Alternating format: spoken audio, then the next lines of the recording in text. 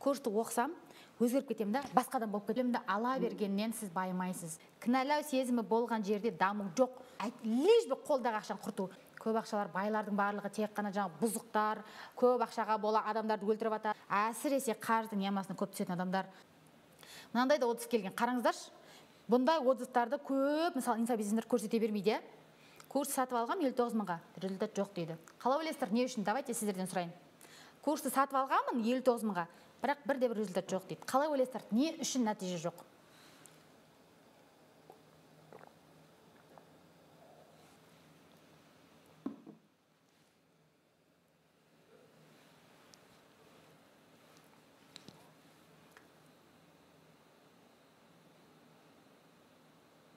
Осыңызға қашан айтасыз дейді. Кеттік дальше. Біз сұраймыз ғой енді бұл кісіден. Сабақ толық қарап тапсырмасын бірге бір орындадыңыз ба? Қарадым ғой, бірақ бір реттен қара. Балам ауырып қалды, одан қонақтар күтіп босамай кеттім. Бәрін толық қарайын деп жүргенде уақыт өтіп кетті. Тапсырмаларды почти орындамадым дейді. Естественно, результат болмайды. Я, оны и так та біліп тұрсыз, бұл нәрсе банальный екен біліп тұрсыз. Бірақ осы жерде бірдеңе айтқым келеді сіздерге. Қыздар, курсты алғаннан кейін оны қарайтын кезде әйтеуір бір сылтау шығатын болса, балаңыз ауырып қалса, үйіңізге қонақ келіп қалса, или қараңыз, білмеймін әйтеуір. Именно курсты қарайтын кезде бір сылтау шығып тұратын болса, сізде мүмкін, может быть сізде страх изменения, өзгерістен қорқыныш бар шығар сіздің миыңызда. Курсты оқысам, өзгеріп кетемін да, басқадан болып кетемін деген сияқты. Басқа адам болып кетуден қорқамын. Кез келген жаңа нәрсе біздің миымызға стресс. Өйткені жаңа нәрсеге жаңа энергия жұмсайтын ми. Сол үшін бүгіннен бастап өзіңізге кез келген жаңа нәрсенің, жаңа өзгерістердің нормаль екенін, оның жеңіл екенін түсіндіріңіз. Қалай? Насмотренс арқылы. Мысалға да, насмотренс деген не? Осы жерде бір түсіндік тағы бір фишка айтып кетейін сіздерге. Шетелге барып аламыз, саяхатқа шетелге барамыз да, демалысқа бара жатырмыз деп ойлаймыз. Кетіп жатқанда біздің туыстарымыз, жақындарымыз жақсы демалып келіңдер деп айтады бізге. Бірақ келген кезде бір шаршап келеміз. Білесіздер, біздер көбіміз демала алмаймыз. Неге? Біздің миымызда дұрыс отдых жасау, демалыс жасау деген насмотренс жоқ, образ жоқ ондай. Тек қана көргеніміз не? Біздің миымыз нені көрді, соны дұрыс екен деп ойлайды да, соны образец деп алып алады да, соны қайталай береді. Мысалға, күшті суреттерді көреміз, теңіздің жағасында бір ай түсу керек, жатып түсу керек, тұрып түсу керек деген сияқты. Сол суретке түсіп, еще оны бір түскеннен шығасыз демейлі ғой суретін. Естественно, шықпайды. Сен оған түсу үшін терлейсің, анаған ұштасың, дұрыстап түсірсе, астынан ал, үстінен ал, жанынан ал, мені арқып көрсет. Яғни осындай нәрсемен айналысамыз, бұның барлығы еңбек. Бұл отдых па? Жұмыс па? Қалай ойлайсыз? Ол жерде отдых жоқ, ол жерде демалыс жоқ, Яғни біздің миымыз отдых деген ол жұрттарға суретіңді мақтану. Шетелге шығып отдых деген нәрсе ол мынандай істеу, күшті суреттеріңді көрсету, 7 күнге 7 киім апарып, оны киініп, боянып, образ жасайын деп жүрген кезде шаршау. Сөйтесің келгенде шаршап келесің. Лишь бы бір ғана цель, құндылық, адамдар көрсе, вау десе болды. Осы нәрсе біз үшін отдых. Біздің миымызда дұрыс демалу дегеннің бір инструкциясы мен насмотренс образы жоқ. Онда дұрыс көрмегенбіз. Оны дұрыс көрсету үшін шынымен де дұрыс демалып жүрген, демала алатын адамдарды көбірек көрсеткен кезде ғана біздің миымызға насмотренс келе бастайды да, демалыстың образы осындай екен ғой деген сияқты кішкене образец келе бастайды миымызға. Байлық та тура осындай. Примерно түсіндіре алдым деп ойлаймын, Енді қараңыздар, сабақты жағын мына жерде де насмотренс шынымен де страх изменения, яғни сізде сылтаулар бола беретін болса, миыңызда өзгерістерден қорқыныш болатын болса, шынымен де қарапайым жерден шығып, болмаса бұрын мынандай болды, сосын мынандай болған адамдардың өмірін просто білмеймін, көбірек көріңіз. Шынымен өзгерістер жасап жүрген, ешқандай көкесі жоқ, жәкесі жоқ, біреу оған көмектеспеген. Әрине, Алла бәрімізге көмектеседі ғой, әуелі Алла. Бірақ ешқандай ешкім сүйрелемей, өзін өзі сүйрелеп көтерген қазақтың қыздары, қазақтың жігіттері қазір өте көп, Бірақ көрініп тұрады ғой өзі, қайсы шынайы, қайсы өтірік көрсетіп жатыр, Шынымен насмотренс деген нәрсе сол. Оказывается, білім арқылы, оказывается, осыны дұрыс жұмсаса, өзімен жұмыс жасау арқылы өзгеруге, шынымен де өзіміз қалағанда рахат өмір сүруге, роскошь өмір сүруге, жүректің тыныштығын табуға болады екен деген сияқты адамдардың списогін жасаңыз да, кімдерден сіз сонда образец көрсете аласыз миыңызға? Осы нәрсе насмотренс деп аталады. Яғни страх изменения, өзгерістің жақсы екенін миыңызға көбірек көрсеткен кезде, миыңыз сізге сабақтарды көрсетпеу үшін сылтау таппайды. Бұл бір себебі. Кеттік дальше. Яғни мынаған дәлел, білім алу плюс күту тең сол баяғы жағдай. Тағы да айтамын, білімді ала бергеннен сіз байымайсыз. Білімді ала бергеннен сізде результат болмайды. Ол білім практикаға толы болу керек біріншіден. Екіншіден, практикаға толы білімді сіз практиковать етуіңіз керек. Қайда барсаңыз онда барыңыз. Иә, банальный болуы мүмкін, бірақ бұл факт. Мен де солай ойлағам, бай болу үшін көп білім алу керек, үнемі жаңа білім алып отыру керек деген сияқты. Білімді ала бересің, ана жерде марафон болса барасың, ана жерде тегін эфир болса барасың, бара бересің. Байғұс миларымыз қартайып кеткен ғой, шаршап кеткен, ана ақпаратты қорытама ол, или шынымен де маған идея әкелетін, маған ақша әкелетін, менің потенциалымды ашатын, шынымен де менің қалтамды көбейтетін, ризығымды көбейтетін, жүрегімді тыныштандыратын, маған рахатын әкелетін білімді сортировка жасап, оны қолданам ба?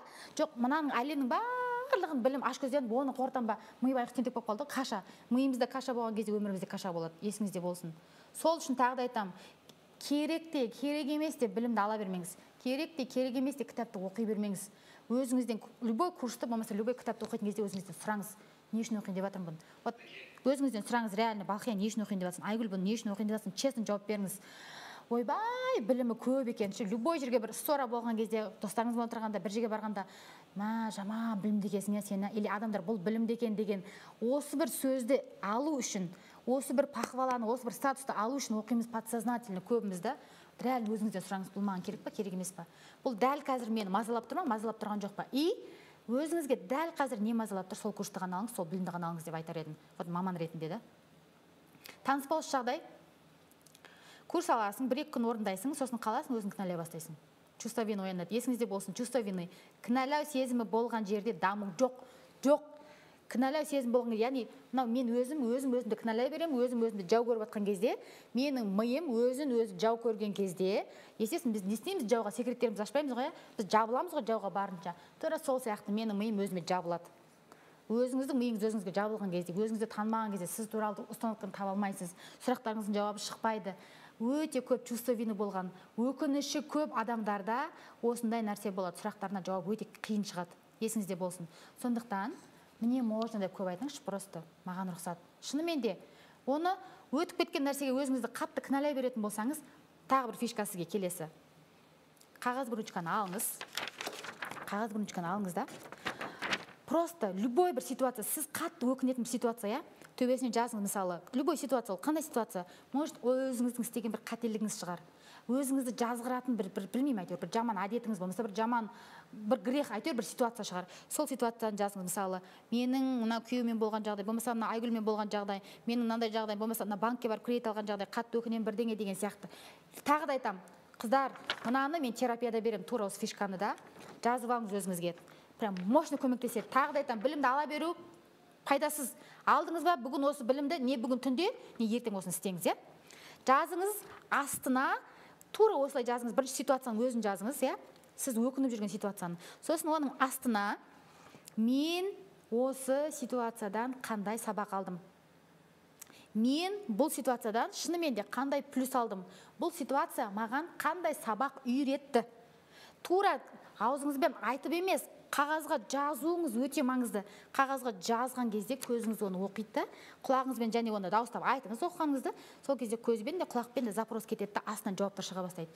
Тағы да айтамын, есіңізде болсын, кез келген өкініш, кез келген ситуация бізге бір сабағын үйрету үшін келді. Бірақ біз оның сабағын алмаймыз, біз оның сабағын тіпті ойланып та көрмейміз.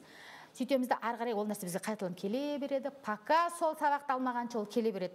Сондықтан любой ситуациядан, тағы да айтамын, мейлі сіз қарызсыз, мейлі сізді біреу алдап кетіп, сізге қарыз болып қалды.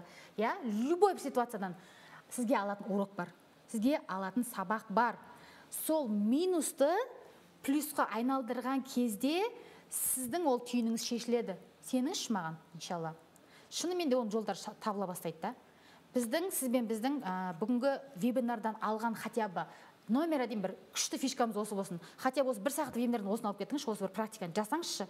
Любой өкініп тұрған, сізге ұнамайтын, жаныңызға тиіп тұрған ситуацияны алыңыз да, менің осы ситуациядан алған пайдам, менің осы ситуациядан алған сабағым, біреу емес болуы мүмкін, может 2, может 3, может 10, может 20 болатын шығар. Бәрін жазыңыз.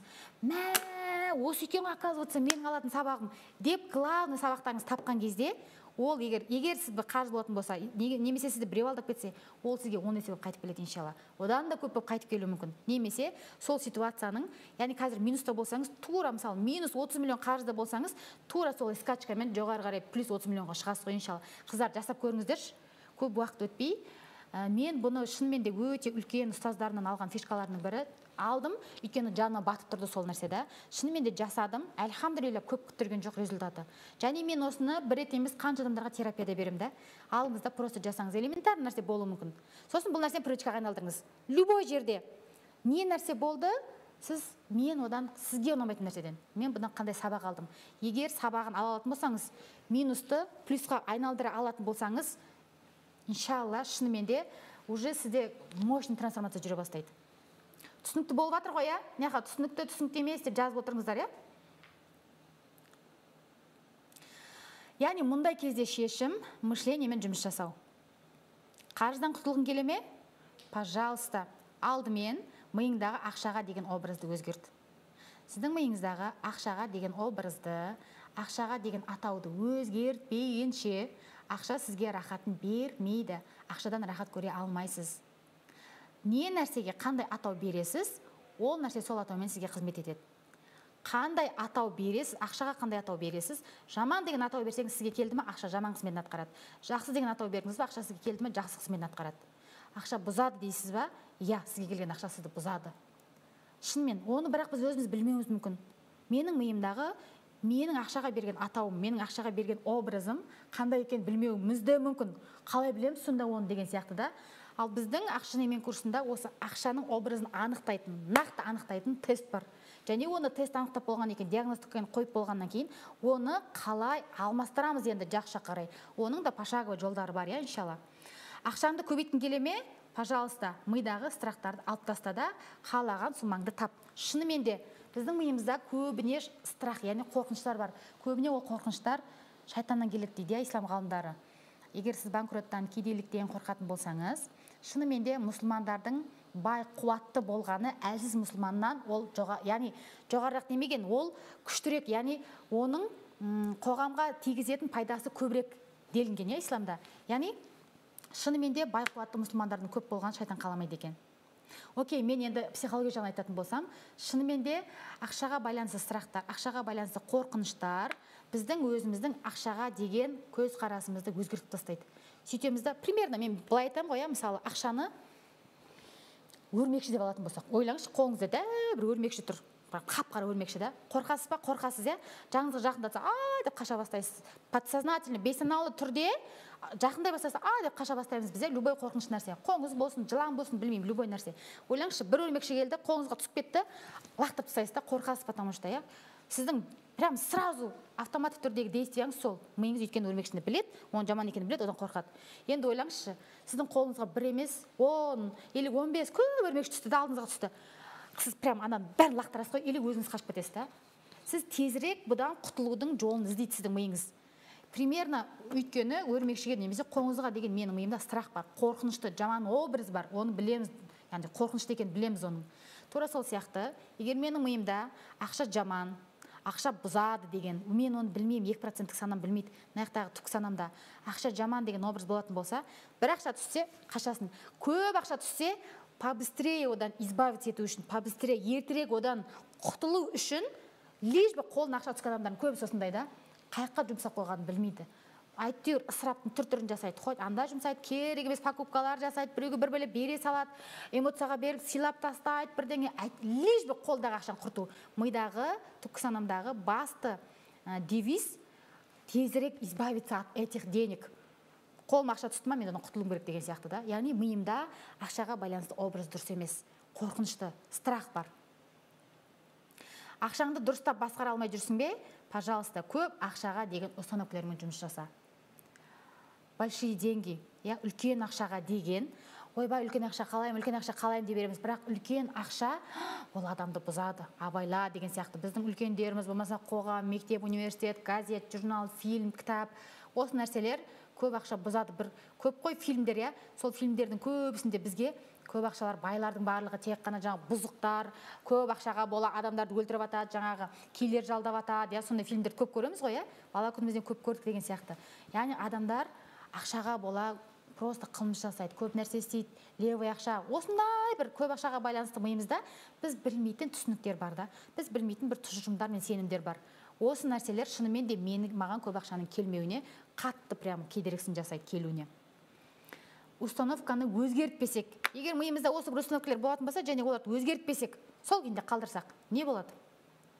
Примерно бас ауру сияқты болады. Ауырады, басымыз ауырған кезде обезболивающий ішесің, қояды, біраздан кейін қайтадан ауырады, тағы ішесің, қояды, сосын тағы ауырады. Бірақ нақты себебін білмейсің да. Басың ауырған кезде ішесің, қояды, қайтадан ауыра бастайды. Примерно обезболивающий сияқты ғой. Неге? Потому что сізде қан айналымы дұрыс емес. Бірақ сіз оны білмейсіз, пока врачқа барып тексерілмегенше.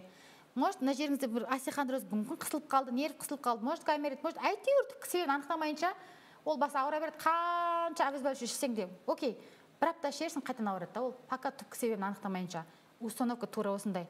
Жайлап ақшаның бетін бір жайлап жауып қояды, вечерге барасың, бір жерге барасың, өзің настроение өзің ауылда көтеріп қойсың, бірақ қайтадан сол баяғы жағдай. Бүйтесің, қайтадан сол баяғы жағдайға көте бересің да. Әсіресе қарыздың ямасына көп түсетін адамдар, шын айтамын, просто маған сеніңіздер де, мейлі менің болмаса да, любой бір психологтың қабылдауына барыңыз, ізденіңіз, именно қарызға байланысты установканы қалай анықтауға болады. Осымен жұмыс жасаңыздар, жүре бермеңіздер қарызда. Я, құтылғым келеді деп айтасыз, бірақ құтылғым келеді деп аузыңыз ғана айтып жатыр сіздің. Просто 2% мына жеріңіздегі санаңыз ғана айтып жатыр. Түпкі санаңызға бұл қарызда жүргеніңіз бір выгодны болып тұр да. Бұның шынымен де бір скрытая выгодасы болып тұр. Бір ғана методты қолдансаң, сол баяғы бір результатты аласың. Ақша және мен курсында дәл осы сияқты ақшаға қатысты аурудың түбін анықтаймыз, яғни диагностикасын қоямыз. Сіз басқа жерде мысалы врачтар аурудың себебін анықтаса, біз бұл жерде ақшаға байланысты аурулардың себебін анықтаймыз, иә, иншалла. Көп кездесетін бір ситуацияны алайықшы, қарыз бен кредит, иә. Примерно бір ситуацияны алайықшы, мысалға Айнұр дейікші, Айнұрдың басында кредит бар, 3 баласы бар, мектепте садикке барады, өзі мұғалім болып жұмыс жасайды, жолдасының айлығы 220 теңге, Айнұрдың айлығы 200 теңге, отбасылық машина алған, ай сайын 180 теңге кредит, квартплата, комуслуга төлейді, күнделікті жүріс-тұрысына 100-120 теңге қалады. Айнұрға ақша керек болады, қосымша табыстар туралы курстар алады, жасап көреді, 1-2 ай нормальный табыс таба бастайды, шынымен де көбейеді табысы. Бұрынғыдан неге есе жұмыс жасай бастайды, уақытының көп бөлігі жұмыста өтеді. Мысал қалып жатырмыз, балалар ауыра бастайды, жолдасымен келіспеушіліктер пайда бола бастайды, ақша табылса күшті болып кетеміз деп ойлаған еді, бірақ отношения отбасында проблемалар пайда бола бастады.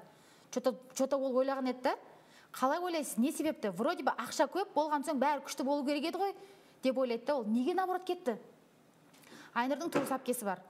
Айнұр 10 жас кезінде сол әпкесінің үйіне барады, ең бірінші көрген ақшасы көп бай адам сол әпкесі, яғни бір бай әпкесінің үйіне барды, примерно 10-12 жасында, мысал қалып жатырмыз.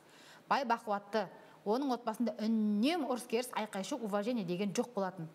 Ал Айнұр өседі, тұрмысқа шығады, әпкесінің үйіндегі жағдайды ұмытып кетеді, бірақ Айнұрдың подсознаниясы ол ситуацияны ұмытқан жоқ. Ол қалды мына жақта архивта. Миында көп ақшасы бар адам деген образ сақталып қалды. Сондай атау сақталып. Көп ақшасы бар адам, примерно мен әпкем сияқты деген сияқты да. Ақшасы жоқ кезде бәрі күшті, нормально еді. Күйеуімен отношениесі жақсы еді, балалар бәрі күшті еді. Ақшасы көбейген еді, сразу әпшесінің үйіндегі ұрыс-керістің бәрін әкелді, сол историяны, сол сценарийді миы әкелді, неға қайталап берді, историяны повтор жасап берді. Айнұр көп ақша тауып бастағанда миындағы бай адам деген образ қосылып кетті. Яғни тек қана ақша туралы білім алу сіздің арманыңыздағы өмірге гарантия бермейді. Пока сіз мышлениеңізді өзгертпейінше. Бұл 100% факт. Түсіндіре алдым деп ойлаймын. Осы смыслды жеткізе алдым деп ойлаймын, яғни білімді ала беру ол көмектеспейді.